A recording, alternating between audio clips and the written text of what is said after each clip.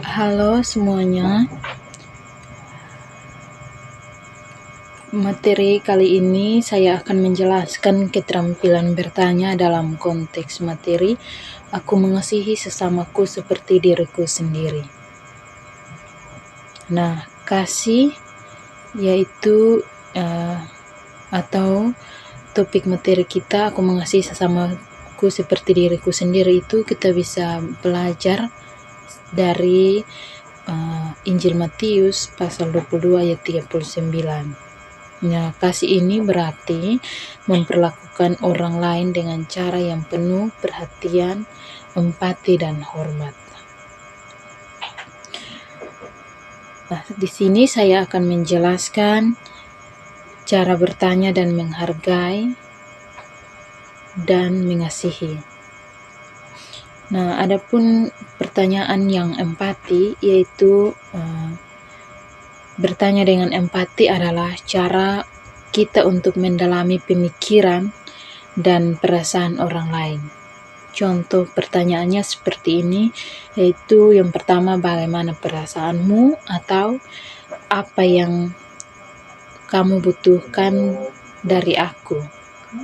Nah, ini menunjukkan kepedulian kita terhadap orang lain, di mana kita menjalankan perintah kasih itu. Nah, tetapi kita harus menghindari pertanyaan yang menghakimi atau pertanyaan yang tidak sesuai dengan orang lain. Nah, pertanyaan yang tidak menghakimi yaitu contohnya pertanyaan yang menghakimi orang itu contoh pertanyaannya seperti ini. Kenapa kamu begitu? Atau apa yang salah denganmu? Nah, kita harus ganti pertanyaan ini dengan bertanya sesuai dengan kebutuhan orang lain dan cara menghargai. Seperti apa yang membuatmu merasa seperti itu? Atau bisakah kau ceritakan masalahmu kepadaku? Tetapi kita harus juga menghindari pertanyaan yang memaksa. Nah, kita pun harus memahami prinsip-prinsip kasih dalam bertanya. Nah, adapun beberapa bagian di sini yang saya akan menjelaskan yaitu bertanya dengan niat baik. Kita harus tekankan bahwa tujuan bertanya harus selalu untuk memahami atau untuk memanfaatkan atau mengekspos kekurangan orang lain.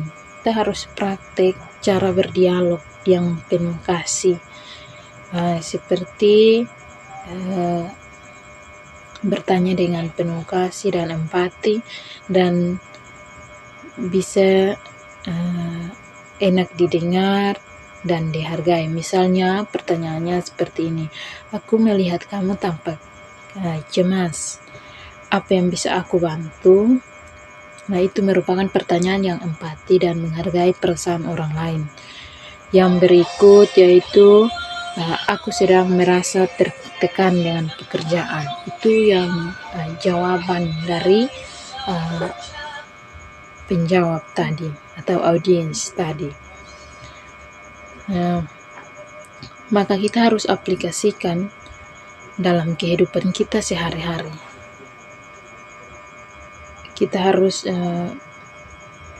mengajak audiens untuk mulai berlatih bertanya dengan cara yang menghargai orang lain dalam kehidupan sehari-hari. Contoh sederhananya seperti ini, bertanya kepada teman, keluarga, atau rekan kerja dalam perhatian dan rasa hormat akan membawa dampak positif. Keterampilan bertanya sebagai bentuk kasih. Bertanya dengan cara yang penuh kasih adalah bentuk nyata dari prinsip mengasihi sesamaku seperti diriku sendiri.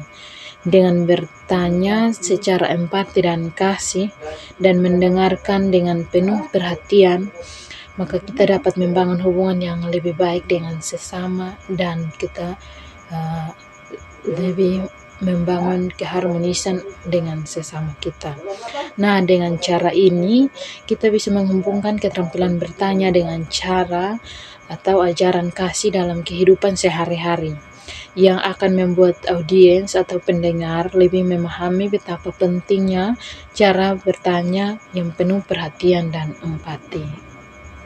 Nah, mungkin ini penjelasan singkat dari saya tentang keterampilan bertanya dalam proses pembelajaran. Sekian dan terima kasih.